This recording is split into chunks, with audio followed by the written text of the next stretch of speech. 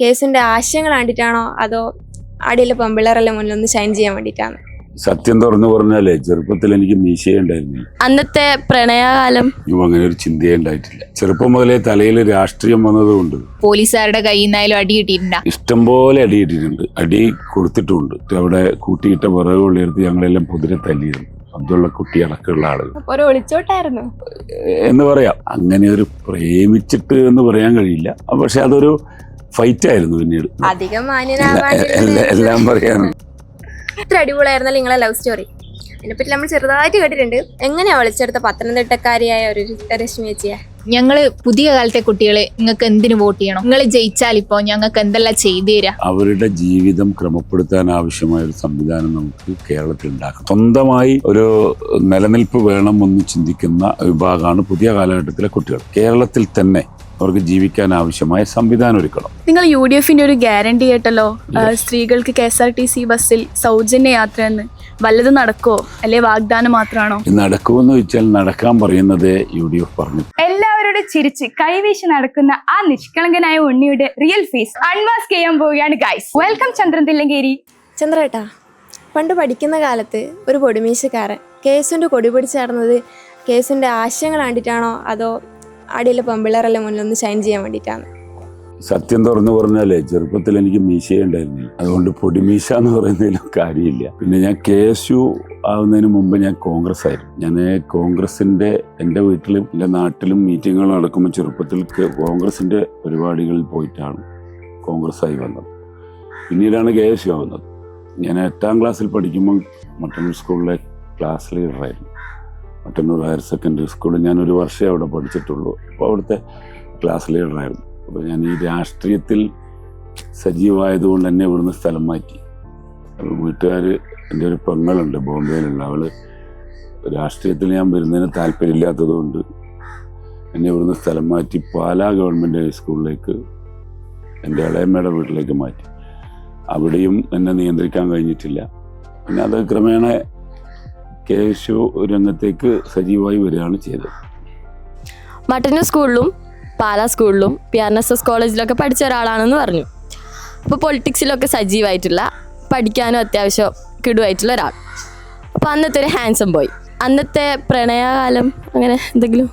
മട്ടന്നൂർ സ്കൂളിലും PRNSS കോളേജിലും ഒന്നും പഠിക്കുമ്പോൾ അങ്ങനെ ഒരു ചിന്തയേ ഉണ്ടായിട്ടില്ല. അപ്പം ഞാൻ പഠിക്കാൻ വലിയ മിടുക്കനുമായിരുന്നില്ല. ഒരു ജസ്റ്റ് തട്ടിമുട്ടിപ്പോയിരുന്ന ഒരു വിദ്യാർത്ഥി. ചെറുപ്പം മുതലേ തലയിൽ രാഷ്ട്രീയം വന്നതുകൊണ്ട് മട്ടന്നൂർ കോളേജ് പഠിക്കുമ്പോൾ അത്യാവശ്യം ക്ലാസ്സിലൊക്കെ ഇരിക്കാറുണ്ടായിരുന്നു. അന്ന് രാഷ്ട്രീയമാണ്. മട്ടന്നൂർ കോളേജ് എന്ന് പറഞ്ഞാൽ ഇന്നത്തെ കോളേജ് ക്യാമ്പസ് ആയിരുന്നില്ല, രാഷ്ട്രീയം ചർച്ച ചെയ്യപ്പെടുന്ന ക്യാമ്പസാണ്. നിരന്തരമായ ക്യാമ്പയിനിങ് ഉണ്ടാവും. അങ്ങോട്ടും ഇങ്ങോട്ടുള്ള സംഘർഷങ്ങൾ, പോരാട്ടങ്ങൾ, പ്രസംഗങ്ങൾ. മട്ടന്നൂരിലൊക്കെ ഞാൻ ജൂനിയറായിരുന്നു. മട്ടന്നൂർ കോളേജിൽ പഠിക്കുമ്പോൾ എന്നെക്കാൾ എത്രയോ വലിയ ആളുകൾ, പണ്ട് നിങ്ങളെ പോലെയല്ല, നിങ്ങളുടെ ഈ വളർച്ചയിലുള്ള കുട്ടികളെ അന്ന് കാണണമെങ്കിൽ SLCയിലൊക്കെ കാണും. അതിനുശേഷമുള്ള കുട്ടികളെന്ന് പറയാൻ പറ്റില്ല. 10ാം ക്ലാസ്സിൽ 3 പ്രാവശ്യം തോറ്റവരും പ്രീ ഡിഗ്രിക്ക് 4 പ്രാവശ്യം എഴുതി തോറ്റവരുമായ ചെറുപ്പക്കാരാണ് വലിയ ആളുകളായിരിക്കും കോളേജിലൊക്കെ പഠിക്കുന്നത്. നമ്മൾ ജസ്റ്റ് SLC പാസ്സായി ആദ്യം തന്നെ കോളേജിൽ പോകുമ്പോൾ വലിയ ആളുകളാണ് ഡിഗ്രിക്കൊക്കെ പഠിക്കുക. അപ്പോൾ അധ്യാപകരൊക്കെ ഇല്ലെങ്കിൽ അവർ നമുക്ക് ക്ലാസ് എടുത്തിരുന്ന രീതിയാണ്. സംഘടന രാഷ്ട്രീയത്തിൽ ഇറങ്ങുന്നുണ്ട് എന്ന് പറഞ്ഞു. അപ്പോൾ അന്നത്തെ കാലത്ത് അടി കിട്ടിയിട്ടുണ്ടാ? എതിർ പാർട്ടിയുടെ കയ്യിൽ നിന്നായാലും അല്ലെങ്കിൽ പോലീസുകാരുടെ കയ്യിൽ നിന്നായാലും അടി കിട്ടിയിട്ടുണ്ടാ? അല്ലെങ്കിൽ നൈസായിട്ട് സിനിമയിൽ കാണുന്ന പോലെ അയ്മനം സിദ്ധാർത്ഥനെ പോലെ നൈസായിട്ട് മുങ്ങുവെന്നോ ചെയ്യുന്നേ? ഇഷ്ടംപോലെ അടി കിട്ടിയിട്ടുണ്ട്. അടി കൊടുത്തിട്ടുമുണ്ട്. അടി കൊടുക്കുന്നത് കിട്ടുന്നതും തമ്മിൽ വ്യത്യാസമുണ്ട്. KSUവിന് സ്വാധീനം ഇല്ലാത്ത ക്യാമ്പസിലാണ് നല്ലോണം അടി. മട്ടന്നൂർ കോളേജിൽ നമ്മുടെ പണി നമുക്കങ്ങനെ പുറത്തു പറയാൻ പറ്റുമെന്നറിയില്ല. അന്ന് ഏട്ടന്മാർ തമ്മിൽ ഭയങ്കരമായ അടി നടക്കുമ്പോൾ നമുക്ക് കല്ല് പെറുക്കി കൊടുക്കലായിരുന്നു പണി. കല്ലെറിയ. നമ്മുടെ ചെറിയ കുട്ടികളാണ്. അപ്പോൾ അത് അന്ന് നിങ്ങൾ മട്ടന്നൂർ കോളേജിൽ പഠിച്ചവർക്കറിയാം. ഇപ്പോൾ മട്ടന്നൂരിൽ നിന്ന് കൊടുവള്ളിപ്പുറത്ത് പോകുന്ന റോഡ് താർ ചെയ്തിട്ടില്ല. താർ ചെയ്താൽ കൊണ്ടേ ഇറക്കിയ കല്ലുണ്ട്, ജില്ലിക്കല്ല്. SFIയുടെയും KSUയുടെയും ചെറിയ കുട്ടികൾക്കുള്ള പണി ഈ കല്ല് പെറുക്കി എറിയാനുള്ള ആളുകളെ ഏൽപ്പിക്കുക എന്നുള്ളതാണ്. അങ്ങോട്ടും ഇങ്ങോട്ടും അപ്പോൾ അതിൽ ചിലപ്പോൾ ഏറെല്ലാം കിട്ടിയിട്ടുണ്ടാവും. അതിനുശേഷം എനിക്ക് നല്ലപോലെ തല്ല് കിട്ടിയത് ITIയിൽ പഠിക്കുമ്പോഴാണ്. കണ്ണൂർ ITIയിൽ ഞാൻ KSUവിൻ്റെ ജില്ലാ യൂണിറ്റ് സെക്രട്ടറി ആയിരുന്നു. അപ്പോൾ അവിടെ തല്ല് കിട്ടുക എന്നുള്ളതൊരു സ്ഥിരം ശീലമാണ്. എല്ലാ KSUക്കാർക്കും ഒരാൾക്ക് തല്ല് കിട്ടിയിട്ടില്ലെങ്കിലാണ് അത്ഭുതം. കിട്ടാതെ KSU പ്രവർത്തനം നടത്തി. അപ്പം അന്ന് ഞാൻ പഠിക്കുമ്പോൾ നമ്മുടെ മുൻ MP ഇപ്പം BJP-യിലേക്ക് പോയിട്ടുള്ള അബ്ദുള്ള കുട്ടിയാണ് SFIയുടെ നേതാവ്.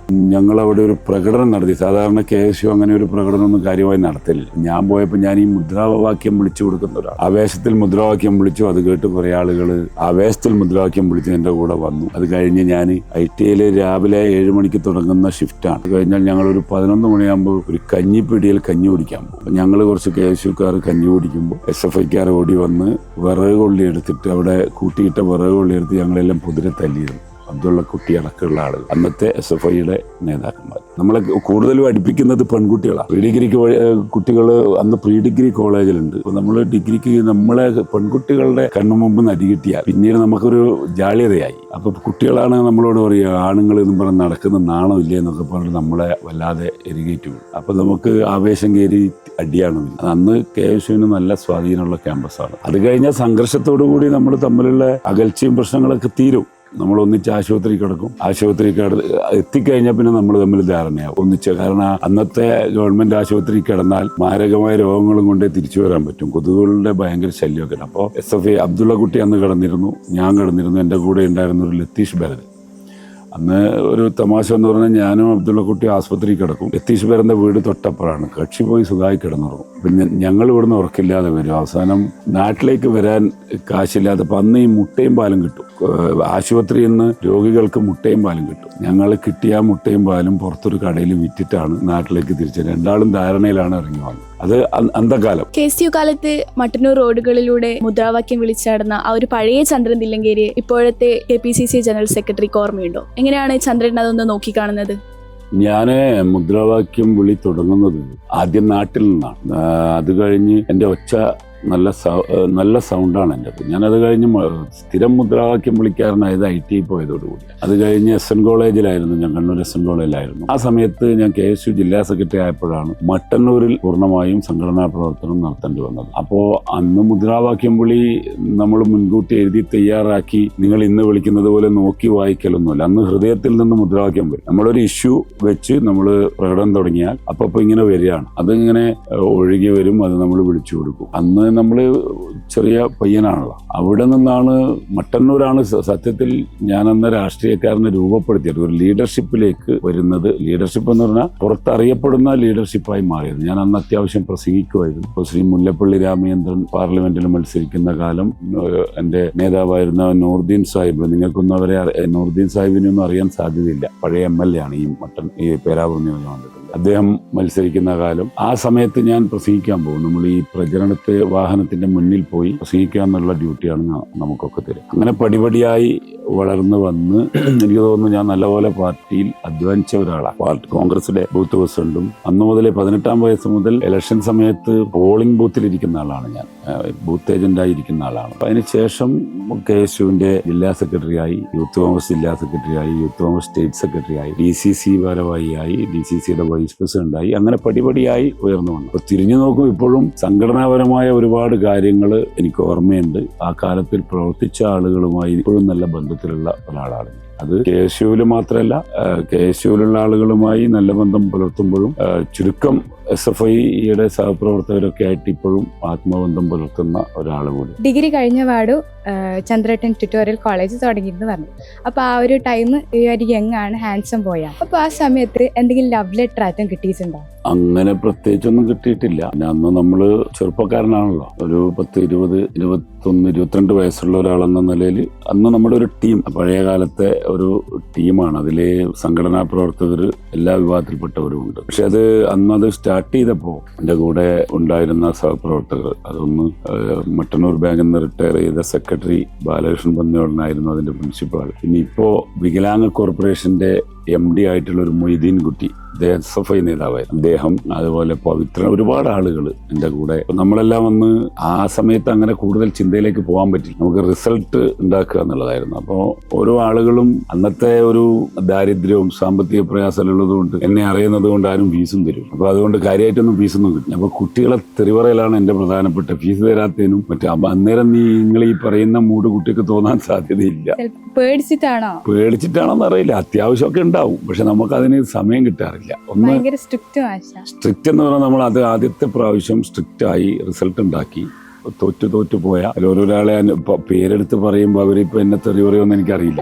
എല്ലാ സ്ഥലത്തും പോയി അടി കിട്ടി മാഷന്മാരെ തെറി പറഞ്ഞിട്ട് പഠിച്ച് നിർത്തി തിരിച്ചു വന്നവനൊക്കെ ഉണ്ട്. അപ്പോൾ അവനെല്ലാം ഞാൻ അടിച്ചിട്ട് നിയന്ത്രിക്കുന്ന ഒരു സാഹചര്യം അന്നുണ്ടായിരുന്നു. അപ്പോൾ അങ്ങനെ ജയിച്ചപ്പോൾ നല്ല റിസൾട്ട് വന്നു. പിന്നെ കുട്ടികൾ കുറച്ച് കൂടാൻ തുടങ്ങി. പിന്നെ ഇഷ്ടംപോലെ കുട്ടികൾ പിന്നെ പ്രീ ഡിഗ്രി തുടങ്ങി. അങ്ങനെയൊക്കെ പോകുമ്പോൾ ആ സമയത്തൊന്നും അതിനെക്കുറിച്ചൊരു വലിയ ആലോചനയൊന്നും ഉണ്ടായിട്ടില്ല. പിന്നെ ചെറിയ അതൊന്നും പറയത്തക്ക വിഷയങ്ങളൊന്നുമില്ല. ഈ പോഡ്കാസ്റ്റ് റിലീസായാലും ഏതെങ്കിലും ഒരു സിനിമ സംവിധായകൻ നിങ്ങൾ വെച്ചിട്ട് ഒരു സിനിമ ഇറക്കാൻ പ്ലാൻ ചെയ്യും? കാരണം വെച്ചാൽ അത്ര അടിപൊളിയായിരുന്നല്ലോ നിങ്ങളെ ലവ് സ്റ്റോറി. അതിനെപ്പറ്റി നമ്മൾ ചെറുതായിട്ട് കേട്ടിട്ടുണ്ട്. എങ്ങനെയാ വിളിച്ചെടുത്ത പത്തനംതിട്ടക്കാരിയായ ഒരു രശ്മി ചേച്ചിയെ? അത് പറയാൻ കുറേ കഥയുണ്ട്. പത്തനംതിട്ടക്കാരിയെ കാണുന്നത് ഞാൻ കോളേജ് കഴിഞ്ഞ് ഡിഗ്രി കഴിഞ്ഞ് കോപ്പറേറ്റീവ് ട്രെയിനിങ്ങിന് കോട്ടയത്ത് പോയി, തിരുനക്കര. അവിടെ നിന്നാണ് രശ്മിയെ പരിചയപ്പെടുന്നത്. അന്ന് സത്യത്തിൽ ഞാൻ പറഞ്ഞാൽ എനിക്ക് ഇവിടെ ഇല്ലാത്ത, ഞാൻ ഈ പറഞ്ഞ സമയത്തൊന്നും ഇല്ലാത്ത അടിപൊളി ജീവിതമായിരുന്നു. ഞാൻ തികഞ്ഞ രാഷ്ട്രീയക്കാരനായിരുന്നു ആദ്യം. അപ്പം ആ രാഷ്ട്രീയത്തിൻ്റെ കെട്ടുനിൽ നിന്ന് വിട്ട് ഒരു അടിപൊളി ലൈഫ് ആസ്വദിച്ചത്. അതായത് ഞാനും ഇപ്പോൾ തലശ്ശേരിയിൽ മത്സരിക്കുന്ന എൻ്റെ സുഹൃത്ത് സാജുവും, KP സാജു, അദ്ദേഹം തലശ്ശേരിയിൽ ഇപ്പോൾ UDF സ്ഥാനാർത്ഥിയാണ്. നമ്മളൊന്നിച്ചാണ് കോപ്പറേറ്റീവ് ട്രെയിനിങ്ങിന് പോയത്. നമ്മൾ പോകുമ്പോൾ തന്നെ തീരുമാനിച്ചത് അടിച്ചു പൊളിക്കണം എന്നുള്ളതാണ്, പഠിക്കണം എന്നായിരുന്നില്ല. കാരണം നമ്മൾ മട്ടന്നൂർ കോളേജും SN കോളേജും ഞാൻ തന്നെ രാഷ്ട്രീയക്കാരനായി. അത് അന്നത്തെ ഒരു സിസ്റ്റം, രാഷ്ട്രീയക്കാരായ ആളുകളിൽ നിന്ന് വ്യത്യസ്തമായിട്ട് ഞാൻ പൂർണ്ണമായും രാഷ്ട്രീയമായിരുന്നു. എന്നെ എല്ലാവരും തെറിവറിയായിരുന്നു. ഈ അന്ന് നമ്മുടെ ക്യാമ്പസിൽ ഒരു പേര് പെൺകുട്ടികളുമായിട്ട് ചെത്തുന്നതിന് പഞ്ചാരി അടിയുന്നവർ. അപ്പോൾ അത് കൂടുതൽ ഞാൻ ചെയ്യാറില്ല ആ സമയം. അപ്പോൾ അവരെന്നോട് പറയും, എനിക്ക് ഇതൊന്നും ഇങ്ങനത്തെ ഒന്നും ഇല്ലേ എന്നൊക്കെ ചോദിക്കുന്ന ആളുകളൊക്കെ ഉണ്ടായിരുന്നു. പക്ഷെ നമ്മൾ ക്യാമ്പസ് വിട്ട് പുറത്തു പോയപ്പോൾ അങ്ങനെ ഒരു ഫ്രീ ആയി ലൈഫൊന്ന് ആസ്വദിക്കണം. അതുവരെ നമുക്ക് ക്യാമ്പസ് ലൈഫ് പൂർണ്ണമായി ആസ്വദിക്കാൻ കഴിഞ്ഞിട്ടില്ല. അന്നത്തെ രാഷ്ട്രീയക്കാർക്ക് ആ രീതിയിൽ കഴിഞ്ഞിട്ടില്ല. തീവ്ര രാഷ്ട്രീയമായിട്ട് പോകുമായിരുന്നു. അപ്പോൾ അവിടെ നിന്നാണ് പരിചയപ്പെടുന്നത്. നമ്മുടെ കൂടെ ഒന്നിച്ച് പഠിച്ചതാണ്. പക്ഷെ പഠിച്ചെന്ന് പറയുമ്പോൾ ഞാൻ വലിയ പ്രായമുള്ള ആളാണ്. നമ്മൾ ഓരോ വർഷം ഓരോന്ന് പ്രീ ഡിഗ്രിക്ക് ഇടക്ക് ITI കണ്ണൂർ ITIയിൽ 2 വർഷം പോയി. അത് കഴിഞ്ഞ് നമ്മൾ ചോദിച്ചത് ലവ് സ്റ്റോറി കേൾക്കേണ്ടിട്ട് നമ്മളിങ്ങനെ ഈ ഒരു ക്വസ്റ്റ്യൻ ചോദിച്ചത്. അതെ, അതുകൊണ്ട് തന്നെയാണ് ഞാൻ ഇങ്ങനെ പറഞ്ഞു വരുന്നത്. അധികം മാന്യനാവാൻ എല്ലാം പറയാനുണ്ട്. അപ്പൊ ഞാൻ പറഞ്ഞല്ലോ, അവിടെ നമ്മൾ അടിപൊളിയായിരുന്നു. അവിടെ എല്ലാവരുമായിട്ട് നല്ല ബന്ധം ഉണ്ടാക്കുന്നതായി. അങ്ങനെ ഒരു പ്രേമിച്ചിട്ട് എന്ന് പറയാൻ കഴിയില്ല. പക്ഷെ അതൊരു ഫൈറ്റായിരുന്നു. പിന്നീട് ആ ഒരു പരിചയം, കൂടുതൽ ബന്ധം ആയതിനു ശേഷം തുടക്കം പ്രേമമൊന്നുമല്ല, അങ്ങനെ വന്നു. പിന്നീട് ഞാനിങ്ങനെ കൂട്ടി വന്നു. അങ്ങനെയായിരുന്നു സംഭവം. എത്ര കൊല്ലം പ്രേമിച്ചിട്ടുണ്ട്? 1 വർഷത്തല്ലേ? അങ്ങനെ ഒരു വർഷമല്ലേ രശ്മി? അതൊന്നും അറിയില്ല. അല്ല, 1 വർഷമല്ലേ പ്രേമിച്ചിട്ടുള്ളൂ എന്ന് ഇവര് പറയാം. അപ്പോൾ കൂട്ടി വന്നു. അത് വന്നതുള്ള ഒരു ഭീകര കഥയാണ്. അത് പറയും, അത് കേൾക്കാൻ നമ്മൾ വെയിറ്റ് ചെയ്യുന്നേ. അല്ല, അത് നിങ്ങൾ ചോദിക്കാൻ സാധ്യത. ഞാനൊരു രാഷ്ട്രീയക്കാരനാണല്ലോ. അപ്പൊ കണ്ണൂരെ രാഷ്ട്രീയക്കാരൻ എന്ന് പറഞ്ഞാൽ അന്ന് സംഘർഷവും സംഘട്ടനവും ബോംബേറും ഇന്നത്തെ കാലമല്ല. ഒരു സേഫ്റ്റി ഇല്ലാത്ത അല്ലെങ്കിൽ സേഫായ ലൈഫായിരുന്നില്ല രാഷ്ട്രീയക്കാർ. അപ്പൊ അതിലെന്തോ അവരെ വീട്ടുകാർക്ക് ഭയങ്കര എതിർപ്പായിരുന്നു. രാഷ്ട്രീയക്കാരന് കല്യാണം കഴിച്ചു കൊടുക്കുക എന്നുള്ളത് നമ്മളത് അന്വേഷിച്ചപ്പോൾ തീർത്തും എതിരായ നിലപാടാണ് സ്വീകരിച്ചത്. പിന്നെ നമ്മൾ ഒരു ദിവസം കോട്ടയത്ത് പോകുന്നു, ബസ്സിലാണ് പോകുന്നത്. അവിടെ നിന്ന് എൻ്റെ സുഹൃത്ത് സാജുവും ഞാനുമാണ് പോകുന്നത്. പോയി രശ്മി തിരുനക്കര അമ്പലത്തിൽ ബന്ധുക്കളപ്പുരായിരുന്നു അല്ലെ, ബന്ധുക്കളെ കൂട്ടി വന്നു, തൊഴാൻ വന്നു. ബന്ധുക്കൾ അപ്പുറത്ത് നിന്നു, അവിടെ ആരോ ഉണ്ടായിരുന്നു. വലിയ നേരെ ഇപ്പുറം വന്നു. അവിടെ നമ്മൾ ബസ് കയറി നേരെ ഇങ്ങോട്ട് ഒളിച്ചോട്ടായിരുന്നു എന്ന് പറയാം. അത് ഒരുപക്ഷെ എൻ്റെ നാട്ടുകാർക്കത് അറിയില്ല. നാട്ടുകാർക്ക് അത് വന്നതിന് ശേഷം എൻ്റെ ഒരു സുഹൃത്തിൻ്റെ വിരാജ്പേട്ടയിലെ റൂമിലാണ് താമസിച്ചത്. അപ്പോൾ അവർ കേസ് കൊടുത്തിരുന്നു, പോലീസ് വന്നിരുന്നു, അന്വേഷിക്കാൻ വന്നിരുന്നു. അപ്പോൾ എൻ്റെ നാട്ടുകാർ എന്നെ വല്ലാതെ സഹായിച്ചു. പോലീസ് വരുമ്പോൾ കല്യാണം ഫിക്സ് ചെയ്ത് കഴിഞ്ഞിട്ടാണ് നാട്ടുകാർ അറിയുന്നത്. അപ്പോൾ അവർക്കറിയില്ല എന്താണ് സംഭവം നടക്കുന്നത്. കത്തൊക്കെ റെഡിയാക്കി കല്യാണ കത്തൊക്കെ അടിച്ച് എല്ലാവരെയും ക്ഷണിച്ച് വലിയ പരിപാടിയാണ്. പക്ഷേ കക്ഷി ഈ നാട്ടിൽ തന്നെയായിരുന്നു. അപ്പോൾ എൻ്റെ സുഹൃത്ത് സാജുവിൻ്റെ വീട്ടിലാണ് വീരാജ്പേട്ടയിൽ നിന്ന് അങ്ങോട്ടേക്ക് താമസം, കല്യാണത്തിൻ്റെ അടുത്ത സമയത്ത് താമസം. അപ്പൊ അവിടെ സാജുവിന്റെ വീട്ടുകാർക്ക് മാത്രമേ കാര്യം. അപ്പൊ അദ്ദേഹത്തിന്റെ ബന്ധുക്കള് പുറത്ത് പ്രചരിപ്പിച്ചു, സാജു ഒരു കുട്ടിയെ കെട്ടിക്കൊണ്ടുവന്നിട്ടുണ്ട് എന്ന് പറഞ്ഞിട്ട് സാജു ഒരുപാട് കേൾക്കേണ്ടി വന്നു. അയാളുടെ അച്ഛന്റെ അനിയൻ ഒരുമായിട്ട് ഉടക്കുന്ന സംഭവമൊക്കെ ഉണ്ട്. കല്യാണം നിശ്ചയിച്ച് വീട്ടുകാരും വരില്ലല്ലോ, പുറത്തുനിന്ന് ഇവളുടെ വീട്ടുകാരും വരാനില്ല. പക്ഷെ നമ്മൾ ഈ നാട്ടുകാരെ ബോധ്യപ്പെടുത്താൻ, ഇനി അത് പറയാലോ, നാട്ടുകാർ ചിലപ്പോൾ ഇതിലൂടെ ആയിരിക്കും എൻ്റെ നാട്ടുകാർ കാര്യങ്ങളൊക്കെ അറിയുന്നത്. അപ്പം നാട്ടുകാരെ ബോധ്യപ്പെടുത്താൻ നമ്മുടെ കൂടെ പഠിച്ച അവർ തിരുവിതാംകൂർ ഭാഷ സംസാരിക്കുന്നവരാണ്. ഒരു അലക്സ് വലിയ പ്രായമുള്ള ആളാണ്, ഒരു ലിജോ, അതുപോലുള്ള കുറച്ച് ആളുകളെ ഞാൻ സ്പെഷ്യലായി ഇറക്കി ഇവിടുത്തെ. അവരൊക്കെ ആയിരുന്നു പെണ്ണ് വീട്ടുകാർ. അതുപോലെ സാജുവിൻ്റെ കുടുംബക്കാരൊക്കെ പെണ്ണ് വീട്ടുകാരായിരുന്നു ഇവിടെ വരുമ്പോൾ. അപ്പോൾ കല്യാണ ചടങ്ങൊക്കെ കഴിഞ്ഞ് വലിയ രീതിയിൽ നടത്തി മട്ടന്നൂർ അമ്പലത്തിൽ എൻ്റെ പാർട്ടിയുടെ മുഴുവൻ നേതാക്കളും എല്ലാവരും വന്നു. അവർക്കും അറിയില്ല സംഭവം, ആരും അറിഞ്ഞിട്ടില്ല ഇതെന്താണെന്ന്. അപ്പൊ ഇതുവഴി എല്ലാവരും അറിയും. ഇതുവഴിയാണ് അറിയുക. അതുപോലെ അതിപ്പോൾ എനിക്ക് എങ്ങനെ പുറത്തു പറയാൻ പറ്റുമെന്ന് അറിയില്ല. ഏതായാലും ഇനി കൂടുതൽ അറിയുന്നതിന് വേറെ പ്രശ്നം. ഇത് ജാതകം നോക്കണം എന്നുള്ളത് എൻ്റെ വീട്ടുകാർക്ക് വലിയ താല്പര്യം. അമ്മക്ക് എനിക്ക് ജാതകമൊന്നും ഉണ്ടായിട്ടില്ല, പക്ഷേ രശ്മിക്ക് ജാതകം ഉണ്ടായിരുന്നു. ഞാൻ സത്യത്തിൽ ആ ജാതകം വെച്ച് എനിക്ക് അനുയോജ്യമായ ഒരു ജാതകം ഞാൻ ഉണ്ടാക്കുകയാണ് ചെയ്തത്.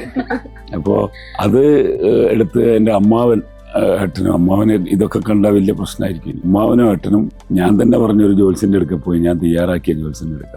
അപ്പോൾ അമ്മ ഇങ്ങനെയൊന്നും പറയാൻ പാടില്ല, എന്നാലും അമ്മാവനത് പോയി കണ്ടപ്പോൾ ജോത്സ്യം പറഞ്ഞു ബെസ്റ്റ് ജാതകമാണ്, ധൈര്യത്തിൽ കഴിച്ചു. അങ്ങനെയാണ് സംഭവം. എനിക്ക് ജാതകമോ അങ്ങനത്തെ കാര്യങ്ങളൊന്നും അന്നേരം ഉണ്ടായിട്ടില്ല എന്നുള്ളതാണ് സത്യം.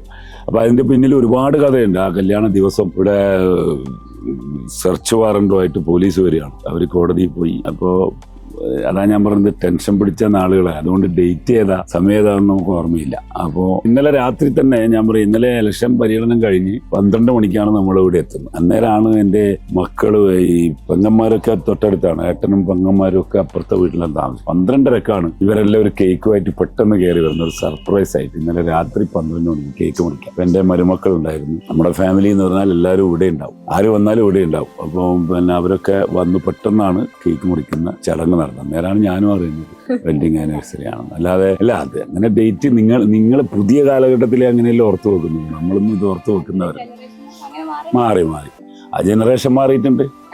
അതിൻ്റെ പേരിൽ വലിയ പരാതിയൊക്കെ ഉണ്ട്. ഇതൊന്നും ഓർമ്മിക്കുന്നില്ല, ഇതൊന്നും അറിയുന്നില്ല എന്നൊക്കെ പറഞ്ഞിട്ട് വീട്ടിൽ നല്ല കലഹം നടക്കാറുണ്ട്. ഇതല്ല ഇത്തരം കാര്യം. ഒരു ഗിഫ്റ്റും ഇല്ല. അങ്ങനെ ഒരു ഗിഫ്റ്റ് കൊടുക്കുന്ന ശീലമുണ്ട്. ഇനി നമുക്ക് നോക്കാം. ഇതുവരെ കൊടുത്തിട്ടില്ല. ഇനിയിപ്പോൾ ഇത് കഴിഞ്ഞാൽ പിന്നെ വീണ്ടും മറന്നു. മക്കളെല്ലാരും ഇപ്പോ SFI സിന്ദാബ എന്ന് പറഞ്ഞിട്ട് വന്നു കഴിഞ്ഞാല്, അല്ലെങ്കിൽ അവർ അതിനത്തേക്ക് ഇറങ്ങിക്കഴിഞ്ഞാല് ചന്ദ്രേട്ടന്റെ റിയാക്ഷൻ എന്തായിരിക്കും? അടിച്ചോടിക്കും. അവര് പിന്നെ വീട്ടിൽ കയറൂല.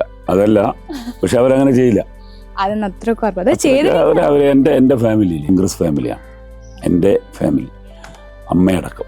പെട്ടി ബാലറ്റ് തുറന്നപ്പോ ചന്ദ്രേട്ടൻ പൊട്ടി. തളിപ്പറമ്പ് മത്സരിച്ചിട്ട് പൊട്ടിയപ്പോ അവിടെ ഉണ്ടായ ഒരു അനുഭവം എന്ന് പറയാൻ പറ്റും? തളിപ്പറമ്പിലൊരു വല്ലാത്ത അനുഭവമായിരുന്നു. ഞാൻ യൂത്ത് കോൺഗ്രസിന്റെ ഭാരവാഹി ആയപ്പോഴാണ് എന്നെ പെട്ടെന്ന് തളിപ്പറമ്പിലെ എല്ലാ സ്ഥാനാർത്ഥിത്വവും നിയമസഭയിൽ വന്നതെല്ലാം പെട്ടെന്നാണ്. അന്ന് പേരാവൂര് സീറ്റ് ജയിക്കുന്ന സീറ്റ് ആയതുകൊണ്ട് വലിയ നേതാക്കന്മാർക്ക് മാത്രമേ കൊടുക്കുള്ളൂ. അപ്പം തളിപ്പറമ്പൊക്കെ നമ്മൾ സംഘടനാപരമായി അന്ന് വലിയ ശക്തിയുള്ള സ്ഥലമായിരുന്നു. എനിക്കാണെങ്കിൽ അവിടെയുള്ള ആരെയും അറിയില്ല. ഞാൻ തെരഞ്ഞെടുപ്പ് പ്രഖ്യാപിച്ചപ്പോഴാണ് തളിപ്പറമ്പ് പോകുന്നത്. അവിടെയുള്ള എൻ്റെ പാർട്ടിക്കാരെയും നേതാക്കളെയും പൂർണ്ണമായും പരിചയപ്പെട്ട് വരുമ്പോഴേക്കും ഇലക്ഷനും നടന്നു കഴിഞ്ഞു. അപ്പോൾ ആ ഒരു ഓട്ടം സതീശൻ പാച്ചേനി, MK രാഘവൻ തുടങ്ങിയ ആളുകൾ, K സുരേന്ദ്രൻ എന്ന് പറയുന്ന പഴയ എൻ്റെ സീനിയർമാരായിട്ടുള്ള നേതാക്കൾ മത്സരിച്ച് തോറ്റ സ്ഥലമാണ്. ഞാനും അവിടെ പോയി നിന്നു, സുന്ദരമായി തോറ്റു വന്നു എന്നല്ലാതെ അത് പിന്നെ പ്രത്യേകിച്ച് എഫക്റ്റ് ഒന്നും ഉണ്ടായിട്ടില്ല. പിന്നെ തോറ്റതിന് ശേഷം ആൾക്കാരുടെ ഇടയിൽ ഇറങ്ങുമ്പോൾ എന്തെങ്കിലും ഒരു പ്രശ്നമില്ല. രാഷ്ട്രീയമല്ലേ, ഒരാളെന്തായാലും തോറ്റല്ലേ പറ്റും. തോറ്റ ആളുകൾക്ക് ചില ആളുകൾ നമ്മളെ പേരൊക്കെ വിളിച്ച് പറഞ്ഞ് തുള്ളി നമ്മുടെ മുമ്പൊന്നും ഇങ്ങനെ ആഘോഷിച്ച് നടക്കും. പിന്നെ എനിക്കൊരു സുഖം ഉണ്ടായിരുന്നത്, ഞാൻ ആ ആളാപ്രണം കാണാൻ അവിടെ നിന്നിട്ടില്ല. തളിപ്പറമ്പെന്ന് തോറ്റു. ഞാൻ വോട്ടെണ്ണാൻ പോയ റൂമിൽ നിന്ന് ആദ്യ റൗണ്ടിൽ തന്നെ ഞാൻ പിന്നിലാന്ന് പറഞ്ഞപ്പോൾ നേരെ വണ്ടിയെടുത്ത് നാട്ടിലേക്ക് വന്നതുകൊണ്ട് എനിക്കൊന്നും കാണേണ്ടി വന്നിട്ടില്ല. അന്ന് ഇതുപോലെ ലൈവിൽ കാര്യങ്ങളൊന്നും കാണാത്തത് കൊണ്ട് വലിയ പ്രശ്നം, ടെൻഷനൊന്നും ഉണ്ടായി.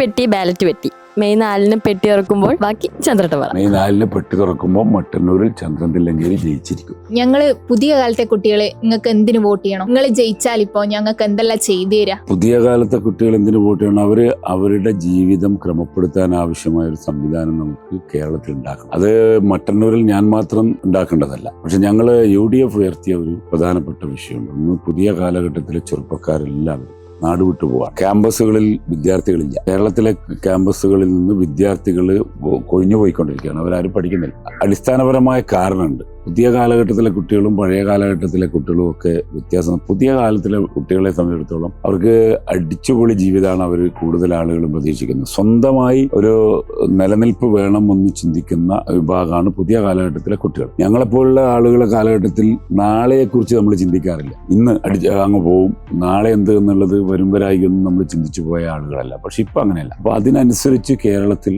ക്രമപ്പെടുത്തിയ ഒരു ഭരണ സംവിധാനം വേണം. അപ്പോൾ UDF ഒരു പ്രത്യേകതയാണ്. UDF ഇതുമായി ബന്ധപ്പെട്ട് ഒരുപാട് കാഴ്ചപ്പാടുകളുണ്ട്. നമ്മുടെ കുട്ടികൾ ഇപ്പോൾ വിദേശത്ത് പോകാൻ താല്പര്യപ്പെടുന്നതിന് കാരണം ഒന്ന്, അവർക്ക് അവിടെ പാർട്ട് ടൈം ജോബ് കിട്ടുന്നു എന്നുള്ളതാണ്. പഠനത്തോടൊപ്പം അവരുടെ ജീവിതം കണ്ടത്. അപ്പം വീട്ടുകാരെ ശല്യപ്പെടുത്താതെ അവരുടെ സ്വന്തം കല. എൻ്റെ മോളിപ്പോൾ അങ്ങനെ ചെയ്യുന്നത്. ഇപ്പോൾ രക്ഷിതാക്കളാണെങ്കിൽ കേരളത്തിലെ സ്ഥാപനങ്ങൾ പഠിക്കും എപ്പോഴും വിവാദങ്ങളാണ്. കേരളത്തിൽ രാഷ്ട്രീയ വിവാദം, അതുപോലെ മറ്റ് സംഘർഷം, പ്രശ്നങ്ങൾ. ക്യാമ്പസുകളിൽ പ്രദാനം ചെയ്യേണ്ട വിദ്യാഭ്യാസ സംവിധാനം വേണ്ടത്ര കിട്ടുന്നില്ല. പിന്നെ വിവാദങ്ങൾക്ക് ഒരു പ്രശ്നം എന്ന് പറയുന്നത് കഴിവില്ലാത്ത ആളുകളെ രാഷ്ട്രീയ അടിസ്ഥാനത്തിൽ നിയമിക്കുന്ന കുറേ പോസ്റ്റുകൾ വന്നതോടുകൂടി നമ്മളെ വിദ്യാഭ്യാസത്തെ കൊണ്ട് ഇല്ല എന്ന് ചിന്തിക്കുന്ന ഒരു വലിയ തലമുറ രക്ഷിതാക്കളും വരിക. അതിൽ നിന്ന് മാറി ഞങ്ങൾ ഉദ്ദേശിക്കുന്നത് UDF അത് വ്യക്തമായി പറഞ്ഞിട്ടുണ്ട്. നമ്മുടെ കുട്ടികളെ, ആ കുട്ടികളെ കേരളത്തിൽ തന്നെ അവർക്ക് ജീവിക്കാൻ ആവശ്യമായ സംവിധാനം ഒരുക്കണം. അപ്പോൾ പഠിച്ചു വരുന്ന കോഴ്സൊക്കെ കഴിഞ്ഞു വരുന്ന കുട്ടികൾക്ക് സ്വയം തൊഴിൽ കണ്ടെത്താനുള്ള പലിശരഹിത വായ്പകൾ അത് നമ്മൾ ഈ UDF പ്രദാനം ചെയ്യുന്നതാണ്. അത് വലിയൊരു കാര്യമാണ്. പിന്നെ പഠനത്തെ പ്രോത്സാഹിപ്പിക്കാൻ വേണ്ടി 1000 രൂപ പെൺകുട്ടികൾ, അത് നിങ്ങൾ പ്രത്യേകം ശ്രദ്ധിക്കേണ്ട വിഷയമാണ്. 1000 രൂപ പ്രതിമാസ സ്റ്റൈപ്പൻഡ് കൊടുക്കാൻ തീരുമാനിച്ചിട്ടുണ്ട് UDF. നിങ്ങൾ UDF ഒരു ഗ്യാരണ്ടി കേട്ടല്ലോ, സ്ത്രീകൾക്ക് KSRTC ബസ്സിൽ സൗജന്യ യാത്ര എന്ന്. വല്ലതും നടക്കോ അല്ലെ വാഗ്ദാനം മാത്രമാണോ?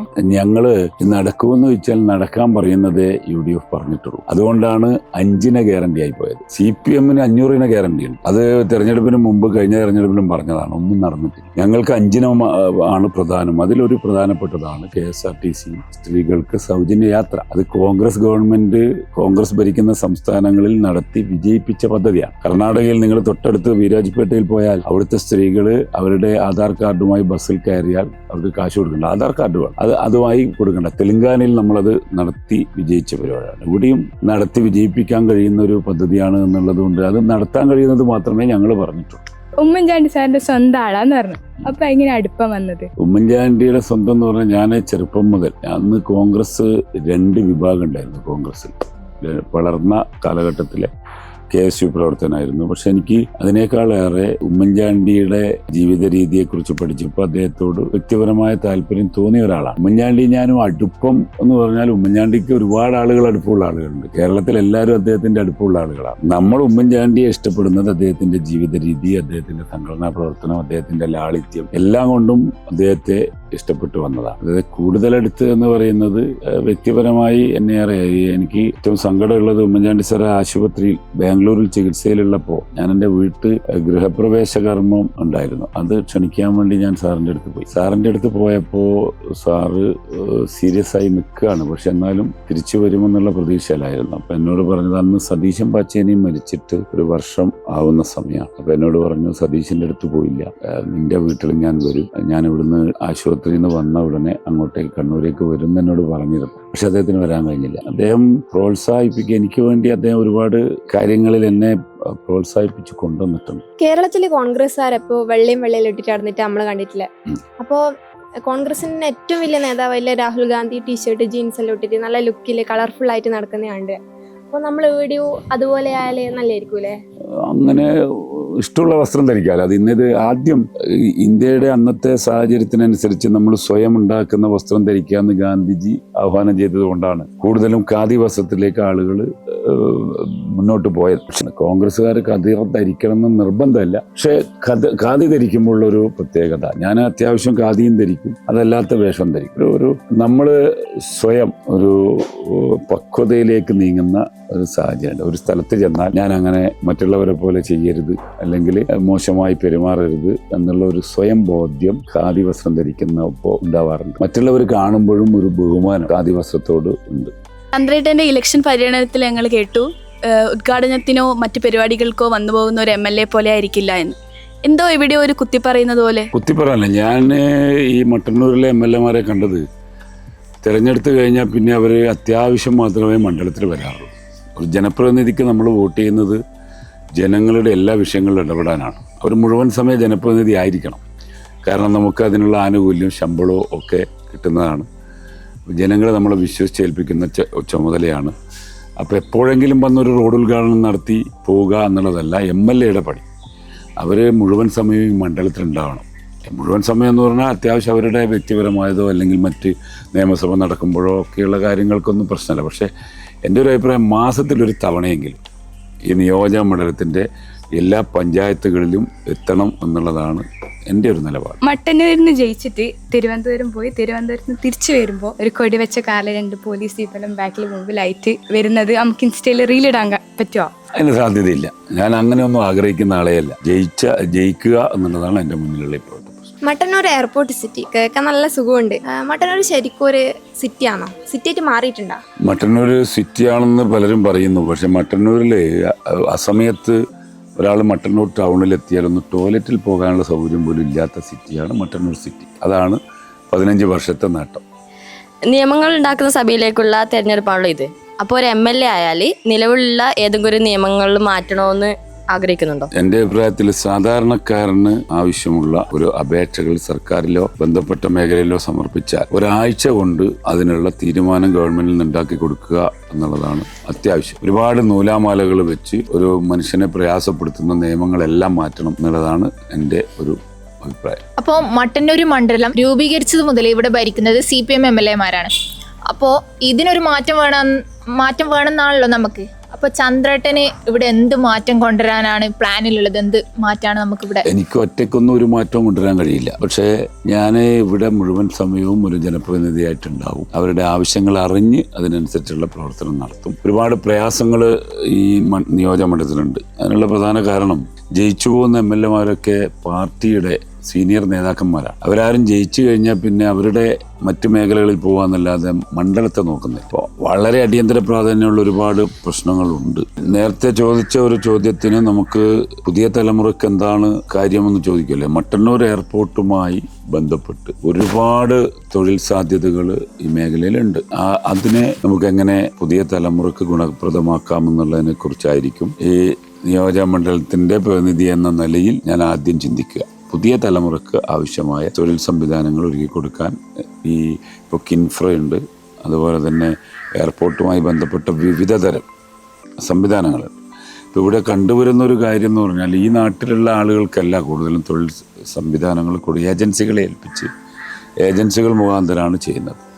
ഏജൻസികൾ മുഖാന്തരം ചെയ്യുമ്പം എല്ലാം ഇവിടെ തന്നെ കൊടുക്കണമെന്നില്ല. അവർക്ക് ഇഷ്ടമുള്ള ആളുകൾക്ക് തൊഴിൽ കൊടുക്കുന്ന ഒരു സമയം ഈ നാട്ടുകാരായ ആളുകൾക്ക് കൂടുതൽ തൊഴിൽ സാധ്യതകളുള്ള പദ്ധതികൾ കൊണ്ടുവരാനുള്ള നേതൃത്വം കൊടുക്കും. നാടൻ ഫുഡുകളുടെ ആശാനാണെന്ന് കേട്ടു. ചന്ദ്രേട്ട ഒന്ന് അപ്ഡേറ്റ് ആയിക്കൂടെ? ഷവായ, മന്തി, അൽഫാമൊക്കെ കഴിച്ചാൽ എന്താ വോട്ട് കുറഞ്ഞു പോവോ? ഞാൻ അതൊന്നും തീരെ കഴിക്കാറില്ല. എൻ്റെ അഭിപ്രായത്തിൽ നിങ്ങളും ഞാനും തമ്മിൽ എന്താണ് വ്യത്യാസം എന്ന് എനിക്കറിയില്ല. ഈ കൃത്രിമമായി ഉണ്ടാക്കുന്ന ഫുഡുകളൊക്കെ ആരോഗ്യത്തെ വല്ലാതെ ബാധിക്കുന്നു എനിക്ക് തോന്നുന്നു. അതുകൊണ്ട് എനിക്കിഷ്ടം നിങ്ങൾ ഈ പറഞ്ഞതിനേക്കാൾ ചക്കയും കപ്പയും മീനും ഒക്കെയാണ്. ഷോർട്സ് റീൽസെല്ലാം കാണാറുണ്ട്. അപ്പോൾ നമ്മളെ ജെൻസി പിള്ളേരെ പോക്ക് കണ്ടിട്ട് എന്താ തോന്നുന്നു? ഞാൻ ഈ റീൽസും കാര്യങ്ങളൊക്കെ അത്യാവശ്യം കാണും. അതിൽ കൂടുതൽ കാണാറില്ല. പക്ഷെ എനിക്ക് ജെൻസി കുട്ടികൾ അത് കാലഘട്ടത്തിനനുസരിച്ച് നമ്മൾ മാറണം. ചില നീക്കങ്ങൾ കാണുമ്പോൾ അപകടകരമാണോ ഈ പോക്കെന്ന് തോന്നുന്നുണ്ട്. സെൽഫി എടുക്കുക, ഫോളോവേഴ്സിനെ ഉണ്ടാക്കാൻ വളരെ ഗുരുതരമായ അല്ലെങ്കിൽ ഒരിക്കലും നടത്താൻ പാടില്ലാത്ത കാര്യങ്ങൾ നടത്തുക. ഞാൻ ഒരു സ്ഥലത്ത് കണ്ടത് ഒരു പാറയുടെ ഒരറ്റത്ത്, വളരെ താഴ്ചയുള്ള ഒരു പാറയുടെ അറ്റത്ത് പോയി സെൽഫി എടുത്ത് അത് റീൽസ് ഉണ്ടാക്കാൻ വേണ്ടി പോയ ഒരു പെൺകുട്ടി അതിന് മുകളിൽ നിന്ന് താഴെ വീണ് മരിച്ച ഒരു സംഭവം എൻ്റെ ശ്രദ്ധയിൽപ്പെട്ടിരുന്നു. അപ്പോൾ അത് അനാവശ്യമാണ്. അങ്ങനെ ഫോളോവേഴ്സിനെ കിട്ടിയത് കൊണ്ട് ചിലപ്പോൾ സാമ്പത്തികമായ എന്തെങ്കിലും ഗുണം കിട്ടുമായിരിക്കാം. പക്ഷേ നമ്മുടെ ലൈഫ് നഷ്ടപ്പെടുത്തിക്കൊണ്ടുള്ള അതിൽ മാത്രമല്ല മറ്റൊരുപാട് കാര്യം അനുകരണശീലം ഇപ്പം വല്ലാതെ അയക്കുന്നത്. അവരനുകരിക്കുന്നത് ലോകത്തിന് മാതൃകയായിരുന്ന ആളുകളെയോ ജീവിതം നല്ല രീതിയിൽ വിജയിപ്പിച്ച ആളുകളെയോ ഒന്നുമല്ല. പെട്ടെന്ന് നമുക്ക് വികാരപരമായി ചിന്തിപ്പിക്കാനോ അന്ന് അടിച്ചു പൊളിക്കാനോ ഒക്കെ പറ്റുന്ന ആളുകളെ അനുകരിച്ച് പോകുമ്പോൾ അവരുടെ പേഴ്സണൽ ലൈഫ് വളരെ പരിതാപകരമായിരിക്കും. ജീവിതത്തിൽ വിജയിച്ച എല്ലാ രംഗത്തും വിജയിച്ചിട്ടുള്ള ആളുകളെ അനുകരിച്ച് അല്ലെങ്കിൽ അവരെ പഠിച്ച് മുന്നോട്ട് പോകണം എന്നുള്ള ഒരു അഭിപ്രായമാണ് എനിക്ക് ജെൻസിയോട് പറയാനുള്ളത്. ക്വാളിറ്റി കണ്ടിട്ടുണ്ട് എന്തെങ്കിലും അവർക്ക് ഒരുപാട് കാര്യങ്ങൾ അറിയാം. പക്ഷെ അവരറിയുന്ന കാര്യങ്ങൾ പ്രാക്ടിക്കലായി അവർ നടപ്പിൽ വരുത്താൻ ശ്രമിക്കുന്നില്ല എന്നുള്ളൊരു പരാതി എനിക്കുണ്ട്. കേരളത്തിൽ തന്നെ ഏറ്റവും മികച്ചൊരു കോളേജ് ആണ് ഇരട്ടിക്കടത്തുള്ള MG കോളേജ്. അപ്പോൾ അവിടുത്തെ ചെയർമാൻ എന്ന നിലയിൽ ഇപ്പോഴത്തെ ജെൻസി പിള്ളേരായിട്ട് നല്ലൊരു കണക്ഷൻ ഉണ്ടാവും. അപ്പോൾ ജെൻസി പിള്ളേരെ വോട്ട് കിട്ടാൻ വേണ്ടിയിട്ട് എന്ത് ടെക്നിക്കാണ് ഉപയോഗിക്കുന്നത്? ഇല്ല, അവർ പറയുന്ന എല്ലാ നല്ല കാര്യങ്ങളോടൊപ്പം ഞാനുണ്ട്. നല്ല കാര്യങ്ങളോടൊപ്പം അപ്പം എനിക്ക് ആദ്യം ഒരു ഉദാഹരണം മാത്രം പറയാം. കോളേജ് യൂണിയൻ ഇനാഗ്രേഷൻ അവർ DJ വേണം, തുള്ളണം എന്നൊക്കെ പറഞ്ഞു. എനിക്ക് ആദ്യം അത് ഉൾക്കൊള്ളാൻ കഴിഞ്ഞില്ല. പിന്നെ എനിക്ക് തോന്നി അത് പുതിയ കാലഘട്ടത്തിൻ്റെ ആവശ്യമാണത് എന്ന് തോന്നി. അപ്പോൾ അതിൽ മറ്റാരെയും ദ്രോഹിക്കാത്ത, മറ്റാർക്കും ശല്യമാവാത്ത ഏത് പ്രവർത്തനം ആര് നടത്തുന്നതിലും പ്രശ്നമില്ല. അത് ജൻസി കുട്ടികളുടെ ആയാലും നമ്മളായാലും. പക്ഷെ അടുത്ത കാലത്തായി പല മേഖലയിൽ അത് ജൻസി കുട്ടികൾ മാത്രമല്ല, നമ്മളെന്തെങ്കിലും ഒരു ആഹ്ലാദിക്കുമ്പോൾ മറ്റുള്ളവർക്ക് ദ്രോഹം ചെയ്യുന്ന രീതിയിലുള്ള പ്രവർത്തനമായി പല മേഖലകളിലും പോകുന്നു. ഞാൻ അവരോടൊപ്പമാണ്. ഞാൻ പ്രായമായാലും കോളേജിനെ ഒന്ന് കൊണ്ടുപോകണമെങ്കിൽ, ഒരു കോളേജ് സ്ഥാപനം കൊണ്ടുപോകണമെങ്കിൽ അവരുടെ മനസ്സുകൂടി അറിഞ്ഞു പോകുന്നതായിരിക്കും നല്ലതെന്ന് എനിക്ക് ബോധ്യമുണ്ട്. അപ്പോൾ അവരുടെ ആഗ്രഹങ്ങൾക്കൊപ്പം മറ്റുള്ളവർക്ക് ദ്രോഹം വരാത്ത എല്ലാ കാര്യത്തിലും ഞാൻ അവരോടൊപ്പം. അല്ല, ജെൻസി വോട്ടർമാരെ കൺവിൻസ് ചെയ്യാൻ വേണ്ടിയിട്ട് ഒരു ലൈൻ. കൺവിൻസ് ചെയ്യിക്കുക എന്ന് പറഞ്ഞാൽ ഞാൻ അത് ഇടപെടലിലൂടെയാണല്ലോ കൺവിൻസ് ചെയ്യുക. അതാ ഞാൻ നേരത്തെ പറഞ്ഞത്, അവരെന്ത് നല്ല കാര്യം പറഞ്ഞാൽ അതിൻ്റെ കൂടെ ഞാനുണ്ടാവും.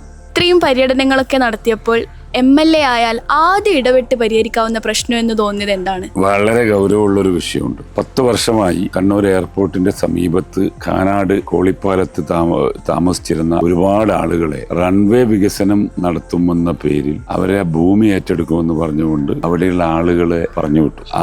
അവരിപ്പോ അവർക്കുള്ള നഷ്ടപരിഹാരം ഇതുവരെ കൊടുത്തിട്ടില്ല. അവർ പറഞ്ഞ് പറ്റിക്കാണ് ചെയ്തത്. 3500 മീറ്റർ റൺവേ വർദ്ധിപ്പിച്ച് 4000 ആക്കണം എന്ന് അവർ പ്രഖ്യാപിച്ചിട്ട് അതിന്റെ ഭാഗമായി ഉദ്യോഗസ്ഥരെ വിട്ട് കുറ്റിയടിച്ച് ഇതെല്ലാം ഞങ്ങൾ ഇനി ഏറ്റെടുക്കുകയാണെന്ന് പറഞ്ഞു വിട്ടതിന് ശേഷം പിന്നെ അവിടെ അവർക്ക് ഭൂമി വിൽപ്പന നടത്താൻ കഴിയുന്നില്ല, വീട്ടിൽ താമസിക്കാൻ കഴിയുന്നില്ല, അവർ നികുതി അടക്കാൻ കഴിയുന്നില്ല, അവരുടെ ഒന്നും ചെയ്യാൻ കഴിയുന്നില്ല, അവർക്കൊരു ബാങ്ക് വായ്പ പോലും എടുക്കാൻ കഴിയുന്നില്ല. അവരെ വീട്ടിൽ നിന്ന് ഒഴിവാക്കി, ആ വീട്ടിൽ താമസിക്കരുതെന്ന് പറഞ്ഞ് ഒഴിവാക്കി. അവർ കുറേ ബന്ധുക്കളെടുത്തും വാടക വീട്ടിലൊക്കെ കഴിയാണ്. അവരുടെ മക്കളുടെ വിവാഹം നടക്കുമ്പോൾ പോലും 10 സെന്റ് ഭൂമി വെച്ച്, അല്ലെങ്കിൽ അവരുടെ കൈവശമുള്ള ഭൂമി വെച്ച് ഒരു പണയം വെച്ചത് സാമ്പത്തികം എടുക്കാൻ വേണ്ടി അവർക്ക് കഴിയുന്നില്ല, കല്യാണം നടത്താൻ കഴിയുന്നില്ല. ഡയാലിസിസ് രോഗികളടക്കം ഒരുപാട് ആളുകളുണ്ട്. അവർക്ക് ഭൂമിയുണ്ട്, പക്ഷെ അവരുടെ ഭൂമി അവരുടെ കയ്യിൽ ഇപ്പോൾ ഇല്ല. സർക്കാർ അത് ഏറ്റെടുത്തിട്ടുമില്ല. അത് കൈമാറ്റം ചെയ്യാൻ കഴിയുന്നില്ല, ചികിത്സ നടത്താൻ കഴിയുന്നില്ല. അവരവിടെ നിരാലംബരായി കഴിയുന്ന ഒരുപാട് ആളുകളുണ്ട്. അവർക്കുള്ള നഷ്ടപരിഹാരം നൽകിയും അവരെ പുനരധിവസിപ്പിക്കുകയും ചെയ്യുക എന്നുള്ളതാണ് എൻ്റെ ആദ്യത്തെ അതിനു വേണ്ടിയിട്ടുള്ള സമാധാനം. അപ്പൊ മട്ടന്നൂർ മണ്ഡലത്തിൽ കുറെ പര്യടനമെല്ലാം നടത്തി. ഏറ്റവും വികസന സാധ്യത തോന്നിയ ഒരു കാര്യം എന്താണ്? ഞാൻ കാണുന്നത് നമ്മുടെ എയർപോർട്ട് നമ്മുടെ മണ്ഡലത്തിലാണല്ലോ. എയർപോർട്ടുമായി ബന്ധപ്പെട്ട് ഒരുപാട് സാധ്യതകൾ കാണുന്നു. അപ്പം നമ്മളെ പുതിയ വളർന്നു വരുന്ന തലമുറയിലെ കുട്ടികൾ അവർ IT മേഖലയിൽ പഠിച്ചു വരുമ്പോൾ അവർക്ക് ഇൻഫോ പാർക്ക് പോലുള്ള ഒരു വലിയ തൊഴിൽ സംരംഭക സാധ്യതയുള്ള സ്ഥാപനങ്ങൾ കൊണ്ടുവരിക എന്നുള്ളതാണ് ഞാൻ പ്രധാനമായി ഉദ്ദേശിക്കുന്നത്. അതുപോലെ തന്നെ ഈ വിമാനത്താവളം പലവിധ ആവശ്യങ്ങൾക്ക് നമുക്ക് പഴം, പച്ചക്കറി കർഷകരെ പ്രോത്സാഹിപ്പിക്കുന്ന പദ്ധതികൾ നടത്താം. നമുക്ക് ഈ നാട്ടിൽ നിന്ന് കയറ്റുമതി ചെയ്യാൻ പറ്റുന്ന രീതിയിലുള്ള അതൊന്നും ഇപ്പോൾ ഇവിടെ നടക്കുന്നില്ല. ആരും അതിന് താല്പര്യം എടുക്കുന്നില്ല. അപ്പോൾ പഴം, പച്ചക്കറി, അതുപോലെ ഫുഡ് ഐറ്റംസും മറ്റ് കാര്യങ്ങൾ, നാണ്യവിളകൾ, ഇതൊക്കെ നമ്മുടെ നാട്ടിൽ ഈ മേഖലയിൽ നല്ലപോലെ ഉൽപ്പാദിപ്പിക്കുന്ന ഒരു പ്രദേശമാണ്. അതുമായി ബന്ധപ്പെട്ട കയറ്റുമതി സാധ്യതകളും അനന്ത സാധ്യതകളും തൊഴിൽ സാധ്യതകളും ഉണ്ടാക്കുക എന്നുള്ളതാണ് എൻ്റെ ഒരു പ്രധാന ചിന്ത. അവസാനമായിട്ടുള്ളൊരു ചോദ്യം, വീട്ടിലെ ഹോം മിനിസ്റ്റർ ആരാ? ഇത് സത്യം പറഞ്ഞു കഴിഞ്ഞാൽ നമ്മളെല്ലാവരും പോയി. അത് ഭാര്യയാണ്. ഹോം മിനിസ്റ്റർ എന്നുള്ളതല്ല, വീട്ടിലെ കാര്യങ്ങൾ എന്നെ ഏൽപ്പിച്ചാൽ എല്ലാം തകിടം മറിയെന്നുള്ളത് കൊണ്ട് കാര്യങ്ങളൊക്കെ കൈകാര്യം ചെയ്യും. പിന്നെ അന്തിമമായ ഒരു വാക്ക് എൻ്റേത് കൂടിയാണ്. ഏതെങ്കിലും ഒരു പൊതുവായ തീരുമാനത്തിൽ അന്തിമമായ വാക്ക് എൻ്റേതായിരിക്കും. ഈ ഒരു പോഡ്കാസ്റ്റിലൂടെ ഇതുവരെ ആരും അറിയാത്തൊരു ചന്ദ്രേട്ടനെ ഞങ്ങൾക്ക് എല്ലാവർക്കും മനസ്സിലായി. ഇത്രയും ബിസി ഷെഡ്യൂളിനിടയിലും ഇങ്ങനെ ഒരു ടൈം സ്പെൻഡ് ചെയ്തതിന് നന്ദി അറിയും. ഓക്കെ, അപ്പോൾ എല്ലാവരോടും എനിക്ക് വോട്ട് ചെയ്യാൻ പറയുക, എന്നെ ജയിപ്പിക്കുക. ഇനി rapid fire, single question, single answer. Outfit cost എത്ര? ഇത് എനിക്ക് എൻ്റെ സുഹൃത്ത് തന്നതാണ്. എന്താണെന്ന് എനിക്കറിയില്ല, ഇതിന്റെ വില എനിക്കറിയില്ല. മുണ്ട് ഇതിനൊരു 400 രൂപ വില വരും. വാച്ചും എനിക്ക് ഫ്രീ തരുന്നതാണ്. ആരെങ്കിലും ദുബായി പോയപ്പോ തന്നതാണ്. ഷൂസ് ഞാൻ ആദ്യമായിട്ട് ഇപ്പം കാശ് കൊടുത്ത് വാങ്ങിയതാണ്. ഇതിനൊരു 800-850 രൂപ വിലയുണ്ട്. കന്നഡ 2000 രൂപ. ഇഷ്ടപ്പെട്ട പൊളിറ്റീഷ്യൻ ആരാണ്?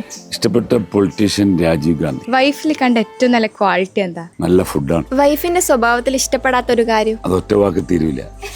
ഒന്നുമില്ല, അത് പെട്ടെന്ന് ചൂടാകുന്നൊരു സ്വഭാവമുണ്ട്. നമ്മൾ വളർന്നു വന്ന രീതിയും അവർ വളർന്നു വന്ന രീതിയും വ്യത്യാസമാണ്. നമ്മുടെ കൾച്ചറും അങ്ങേ കൾച്ചറും തമ്മിൽ വ്യത്യാസമുണ്ട്. ഇത്രയും കാലത്തെ ജീവിതത്തിനിടയിൽ കണ്ണീരണിയിച്ച ഒരു അനുഭവം? ഒരുപാട് സംഭവങ്ങളുണ്ട്. എടുത്തു പറയാനുള്ള ഒരു സംഭവം, ഞാൻ പൊട്ടിക്കരഞ്ഞ് നിലവിളിച്ച സംഭവം, രാജീവ് ഗാന്ധി മരിച്ചപ്പോൾ ഞാൻ പുലർച്ചെ നമ്മുടെ നാട്ടിലെ റോഡിൽ കിടന്നിട്ട് നിലവിളിച്ച് കരഞ്ഞൊരു സംഭവം. അതെന്നെ വല്ലാതെ സ്പർശിച്ച സംഭവമാണ്. പിന്നെ എൻ്റെ അമ്മയുടെ മരണം. ഇപ്പൊ സങ്കടം പറഞ്ഞു, അതേപോലെ ലൈഫിൽ ഏറ്റവും സന്തോഷം തോന്നിയ നിമിഷം ഏതാ? ലൈഫിൽ ഇടയ്ക്കിടെ സന്തോഷം തോന്നാറുണ്ട്. അതുകൊണ്ട് എന്നാലും പ്രത്യേകിച്ചൊരു ഏറ്റവും കൂടുതലായിട്ട് അങ്ങനെ എടുത്തു പറയാൻ പറ്റിയൊരു പോയിന്റ് ഇല്ല സത്യത്തിൽ. മട്ടന്നൂരിൽ ഏറ്റവും ഇഷ്ടപ്പെട്ട ഒരു ഫുഡ് സ്പോട്ട് പോയിക്കാണെങ്കിൽ ഏതാ? ഞാൻ റാറാവിസ്. ചന്ദ്രേട്ടൻ രാഷ്ട്രീയത്തിൽ വന്നിട്ടില്ലെങ്കിൽ എവിടെ എത്തുമായിരുന്നു? ഞാൻ ആദ്യം മുതലേ രാഷ്ട്രീയക്കാരനായതുകൊണ്ട് വേറൊന്നും ചിന്തിച്ചിട്ടില്ല. ഒരു പൊളിറ്റീഷ്യന് നിർബന്ധമായിട്ട് ഉണ്ടായിരിക്കണം എന്ന് വിചാരിക്കുന്ന ഒരു ക്വാളിറ്റി? ആത്മാർത്ഥത. അതേപോലെ ഒരു പൊളിറ്റീഷ്യന് ഒരു കാരണവശാലും ഉണ്ടാവാൻ പാടില്ല എന്ന് പറയുന്ന സ്വഭാവം ഏതാണ്? മറ്റുള്ളവരെ പരമാവധി വെറുപ്പിക്കാതിരിക്കുക. എതിർ പാർട്ടിയിൽ ഏറ്റവും ഇഷ്ടപ്പെട്ട ഒരു ലീഡർ ആരാണ്? അങ്ങനെ പ്രത്യേകിച്ചൊന്നുമില്ല. ഞാൻ എൻ്റെ പാർട്ടി നേതാക്കന്മാരെയാണല്ലോ ഇഷ്ടപ്പെടുന്നത്. പക്ഷെ നായനാരെ എനിക്കിഷ്ടമാണ്. E K Nayanar. സിനിമയിലെ ഏറ്റവും ഇഷ്ടപ്പെട്ട നടി ആരാണ്? ശോഭന.